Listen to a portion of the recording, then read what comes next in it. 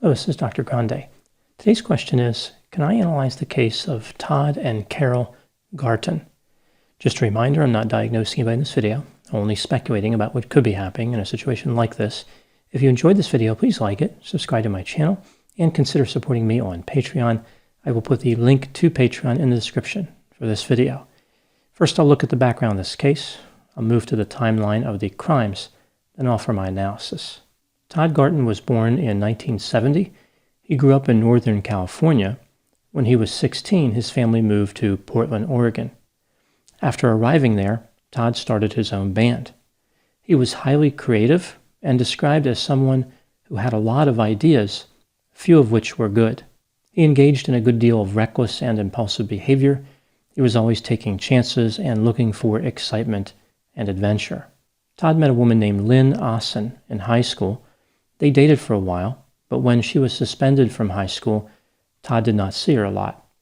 Lynn started dating a man named Dean Noyce. The couple would marry in 1992. In 1987, Todd started dating a woman named Carole Holman. In 1990, he entered the Marine Corps. The next year, he was honorably discharged from the Marines after being injured in training, and he and Carole would get married. In the mid-1990s, the couple moved to Shasta County, California. After a failed attempt to be a music promoter, Todd worked for his father's fencing company and for a business that supplied hunting equipment. Carole worked for a hotel chain as a manager and later for an insurance agency. She made the majority of the money for the couple. Todd befriended a mechanic named Dale Gordon, who owned an alignment shop. Dale had also been in the military and looked up to Todd because of Todd's service in the Marines. After Dale's alignment shop closed, Todd let him move into a bedroom in his house. So Todd, Carole, and Dale all lived in the same residence. Todd made up a story which he communicated to Dale Gordon. He said that he worked as a paid assassin for a secret organization called The Company. He brought up the idea of murdering Dean Noyce, Lynn's husband. So again, Lynn is somebody that Todd dated in high school. They still kept in touch. Todd told Dale that if he helped, he would be paid from Dean's life insurance policy. Over the course of 1 or 2 years, Todd and Dale discussed this topic between 50 and 100 times. Dale agreed to participate in the murder. In the spring of 1997, Dean was having an affair. Somehow, Todd found out about it and told Lynn that it was happening. She also received a call from the husband of the woman with whom Dean was having an affair, so there were a few clues available there. She confronted Dean, and he admitted being unfaithful. Lynn then instructed Todd to go ahead and take him out. She was ready to have Dean killed. Lynn supplied Todd with items that would be helpful to facilitate the murder.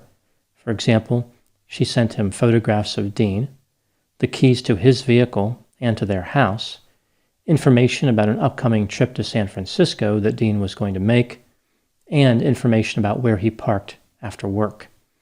Sometime around October of 1997, Todd involved another friend of his in his plan, a man named Norman Daniels, who he first met in 1993. Todd told Norman that there were several contracts on Dean because Dean had embezzled money. So I guess he took this money and the company was upset about it. Todd promised to pay Norman $1,000 to provide support for the murder plan. Norman agreed to participate.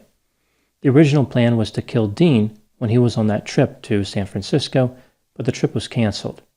Next, Todd, Dale, and Norman planned to kill Dean in Portland, Oregon. Todd and Dale traveled there on October 10 to scout out the area. Lynn even gave them a tour of the house that she shared with Dean. That night, Todd and Lynn had sex in his hotel room. On January 3, 1998, Todd and Dale visited Oregon again. They talked with Lynn about murdering Dean, and they showed her several items like knives, guns, handcuffs, latex gloves, and a first aid kit. They showed her these items to prove that they were serious about committing murder. I am not sure that the first aid kit fits in with that purpose, but it is important to be prepared for anything when you're an assassin. Todd and Lynn had sex before he left.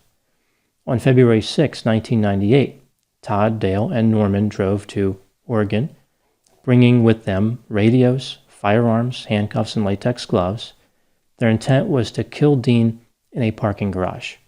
What they didn't know was that Lynn had instructed Dean to take a larger vehicle, which would not fit into the garage. She apparently did this in order to derail the murder plan. After the men failed to locate Dean, she tried to convince Todd to abandon the plan, but he refused. Later that night, Todd, Dale, and Norman parked near Dean's residence.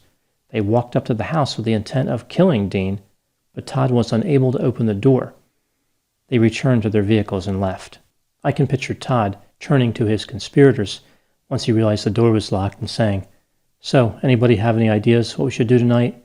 Want to go grab pizza or something?" These guys just didn't seem like they were very serious about committing murder. After returning to California, Todd came up with yet another plan to murder Dean. Lynn thought Dean was embezzling money from his employer. Todd was going to use this information to extort Dean and then kill him. He had Norman send anonymous emails to Dean as part of this plan, but the plan was never executed. Back in October of 1997, Todd's wife Carole told him she was pregnant. He was not happy with this news. Rather, he viewed children as a burden. He took out a $125,000 life insurance policy on Carole. Todd approached Norman about fulfilling one of the contracts for the company. He didn't specify who the target was. He told Norman if he completed this contract, he would become a member of the company. Norman agreed, and Todd sent him a manila envelope with a wax seal. He acted as if the company sent the envelope, not him. The envelope contained a few photographs, a pager, newspaper clippings dealing with the IRA, and the target's name. It was Carole Garton. Todd was there when Norman opened the envelope. He acted like he was distressed to learn his wife was the target. Yet when Norman expressed feelings of hesitation, Todd told him that Carole was a member of the IRA and had to be killed. Todd then sent a series of emails to Norman as if they were from the company. One of those emails indicated that Norman would be killed if he did not murder Carole Garton. On May 16, 1998, Todd and Norman went to work at a gun show. Carole dropped by the show after a medical appointment. Todd remained at the gun show as Carole and Norman drove home together. At the Garton residence, the two of them watched a rented movie together, and Carole went into a room to get some rest.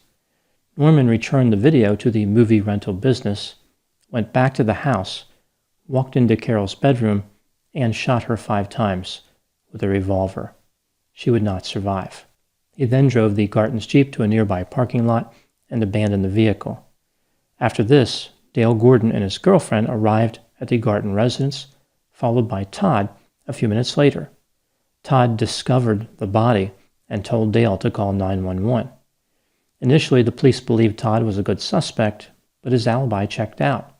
Dale Gordon's alibi checked out as well.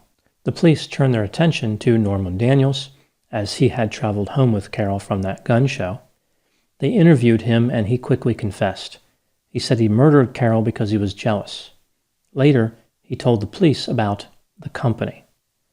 On June 16, 1998, after uncovering more details about the conspiracy, the police interviewed Lynn Noyes. She admitted involvement and was released. She went home and had a discussion with her husband Dean about this whole plan to kill him. That must have been an awkward conversation. The couple would later divorce. It's hard to know why, but the whole plot to kill Dean may have been a factor. Like I could see that being mentioned in some divorce proceeding. Eventually, all the conspirators were arrested and convicted. Todd Garton was sentenced to death. Norman Daniels was given 50 years in prison. Lynn Noyes was sentenced to 25 years, and Dale Gordon received 10 years. Now moving to my analysis. Here are a few items in this case that stood out to me. Item number 1. Todd Garton created his own fantasy world as far as his history. He said that when he was 16, he was a sniper in the Irish Republican Army.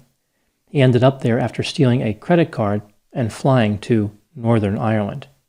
The truth is he never set foot in Ireland, although I imagine he would say that this only proves what an amazing sniper he was, like he could shoot a target in the country from a few thousand miles away. Todd Garton was really in the Marines, but he fabricated most of his experiences. He was a corporal in reality, but he said he was a lieutenant. He did not even complete basic training, yet he claimed to have advanced combat training. He said he conducted secret missions for the Marines. He was so impressive in that role, the Marines loaned him out to the DEA. There he would find and destroy drug labs and sometimes function as a sniper. He claimed he only left the Marines after both his legs were injured. He said he was rappelling from a helicopter when the helicopter was shot at and he lost his grip. The truth is, he injured one of his legs in a training exercise. As if all his dangerous secret missions as a military operative were not exciting enough, Todd claimed that he worked for a local sheriff's department for a while, which of course was not true. Perhaps his most well-known fabrication was the company. He created this fantasy in the mid-1990s. He said it was a pay-for-hire assassination organization. It was not run by the government. He told Lynn that he had already killed several people for the company. Item number 2, Todd Garton was very effective at drawing in his 3 conspirators. Lynn bought into his stories because of her romantic interest in him, but Norman and Dale looked up to Todd as a great warrior. They were amazed by his stories of secret combat missions and drug raids. They had both been in the military themselves and found their experiences to be boring compared to Todd's stories. They wanted to be like him. They wanted his approval. They wanted to be in on the action, live a life of adventure, explore a secret underworld of contract killing and shadow operatives. Essentially, Todd Garton was able to plug into their desire for excitement, adventure, and purpose, as well as their belief in conspiracy theories. It was comically obvious that Todd was lying, but they needed to believe his stories. Item number 3, it is surprising how long the 4 conspirators entertained the idea of murdering Dean. This went on for years. It wasn't like Todd came up with the plan one day and attempted it a week later. It was almost like all 4 conspirators were really just enjoying the adventure. If they actually killed Dean, the adventure would have been over. It's hard to believe that they were completely serious, like when their plan to murder Dean was thwarted by a locked door. I guess in all of Todd's secret missions, he never encountered something as formidable as a deadbolt lock. Item number 4, the motivation for the murder plot against Dean doesn't make any sense. Todd and Lynn could have easily been together anytime they wanted. Throughout the conspiracy, they had sex a few times. It's not like they were truly being kept apart. Why didn't they just divorce their spouses and become a couple? Every day, people get murder-free divorces. One could argue that those are the most popular type of divorce. Again, it seemed like Todd and his conspirators were extracting some type of excitement from this conspiracy. It also could have been that Todd wanted to be with Lynn and have a lot of money at the same time. One of those options was not good enough by itself. Now moving to my final thoughts. This case exemplifies the danger of trying to drag fantasy into reality. Here we see a number of people who in many ways were responsible citizens getting lost in a world of nonsense where they could be some type of international assassin. In one sense, Todd Garton did everything to convince people he was lying. His stories were clearly fabrications, but his obvious deception was not strong enough to overpower their desire for adventure and purpose. Those are my thoughts in the case of Todd and Carole Garton. Please put any opinions and thoughts in the comment section. They always generate an interesting dialogue. As always, I hope you found my analysis to be as intriguing as a murder-free divorce. Thanks for watching.